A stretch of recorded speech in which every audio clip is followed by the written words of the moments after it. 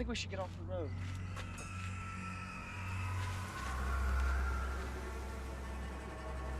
Get off the road! What? Quick! Haha!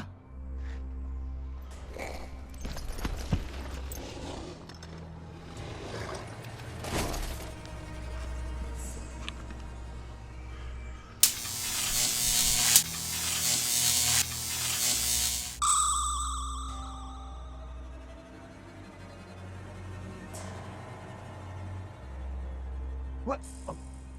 Oh, hey, I didn't see you there. Hey, welcome to my channel, Dave here. This week's project is all about the Nazgul, those black riders from Lord of the Rings, those dark, scary horse dudes. There's 9 of them, there's a ring, a short guy walks to a volcano. You know the story.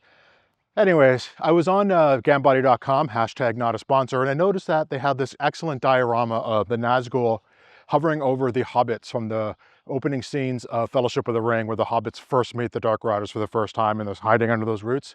I thought that would make an excellent photo. So I thought that would make an excellent model for a project. So I decided to 3D print that sucker off, assemble it all up, and start painting it in this stunning montage. Let's check it out.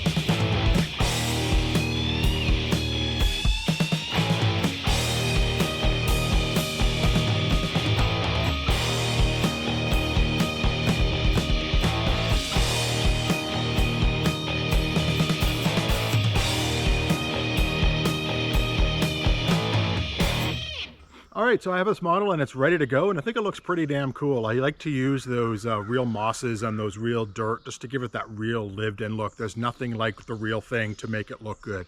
So the next step now is to take it to my studio, put it in front of my camera, add a bit of dirt in the bottom to kind of fill out the base in the frame, light it all up, and then, well, you know.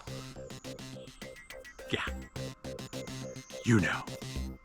Let's get to it.